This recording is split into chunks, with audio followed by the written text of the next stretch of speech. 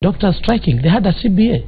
This is a collective bargaining agreement that they had signed with the government, and there is that responsibility of when it comes to succession. So it doesn't matter which government at that particular time. When you come in as the head of the state, you are supposed to implement what was there before. And we have not seen the president committed actually to end this strike. We've seen them campaigning, moving all over the country, and Kenyans are dying. This is to show this is a government with missed priorities. You know, this is a time we've been told there was a lot of corruption at the Ministry of Health.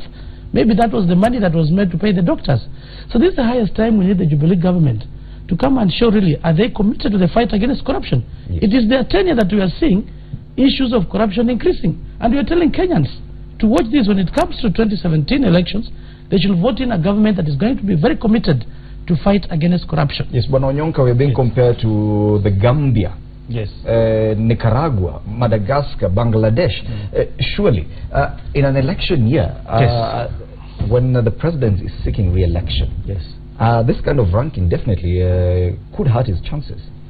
The truth is, yes. The answer is yes. I have maybe a slightly different opinion from Chris Omalas. I think fighting corruption is a continuous process.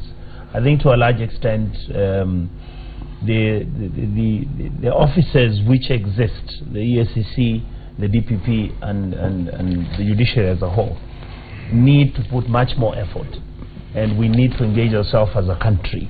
The truth is, this is an issue that percolates the whole structure nationally, and we must make sure that we continue fighting this, so that our country can move to a position whereby we are actually finally seen as a country that is respectable. According to me, when you listen to Jubilee friends, they'll tell you that indeed the president has tried to do the best he could.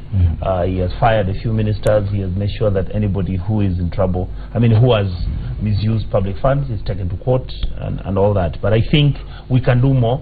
The government can do more. And like you said, one of the lowest points in the Jubilee's marketing strategy is that corruption is one of the issues that actually one can run off with on the fight of corruption in this country. And Jubilee has not, the interpretation is that Jubilee has not come out very strongly to fight the vice. Now, Senator, of course, the fight against corruption just got a new general this week. Eliud Wabukala, the retired Anglican Archbishop, was sworn in as the chairperson of the EACC. Are you feeling any optimistic that the next ranking will be any favorable towards Kenya?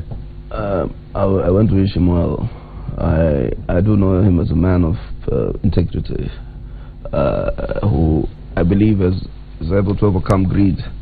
But will the institutions or will they coalesce against him? I've seen caricatures in all the cartoonists of where the cartels are looking at him with anxiety that they're about to pounce. So will they be able to create an architecture? To dismantle the architecture of corruption, the cartels that sap our country.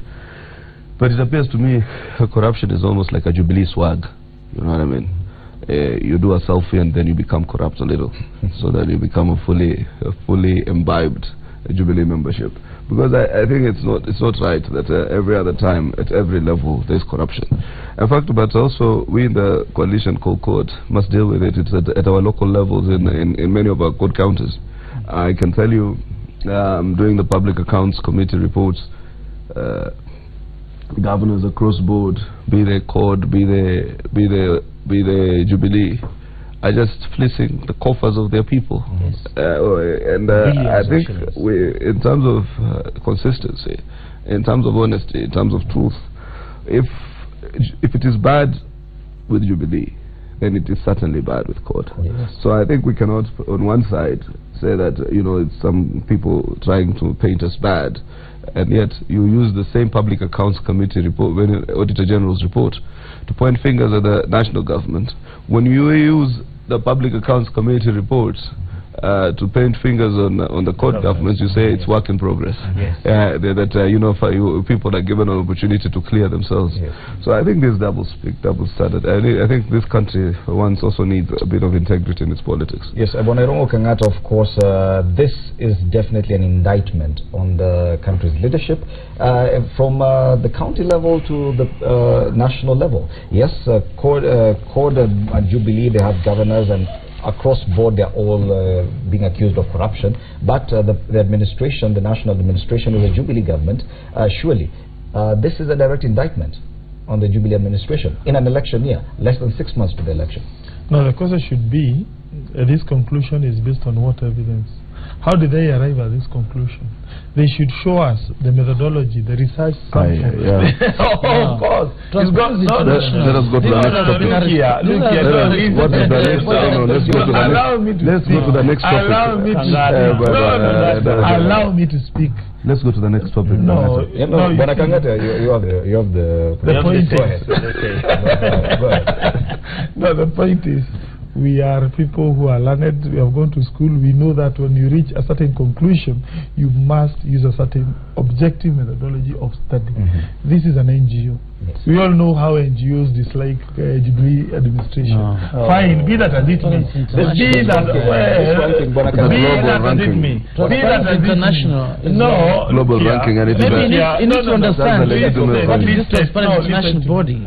Before you make a conclusion, even if you are an angel, even if you are who, I don't care. The issue is, show me the methodology. What evidence do you have to support this conclusion? Can I help you? What research did you carry? Can I help you? What research methodology? What is the sample? What is the criteria? So you're saying Kenya is not corrupt? No, it is. But the question is, okay, you need a methodology. The point is, I am very doubtful as to whether Kenya has gone down in terms of its ranking, if at all this study was objective. Why do I say so? One, we have a renewed anti-corruption commission. At your own words. No. Some of us are wondering which country you live in. I think I should have listen to me. Allow me to talk, because you guys are three in opposition. No. We are just Kenya. We are not here to defend our opposition parties. One, for the first time in the history of this country, Uhuru Kenyatta has kicked out a third of his cabinet. They have gone home. For the first time because of corruption. We agree. We agree. Number two, the majority of these guys are now facing court battles in court as we speak, isn't it? Yes. Number three, there is no single major corruption cases which does not have a pending matter in court. All of them, whether it is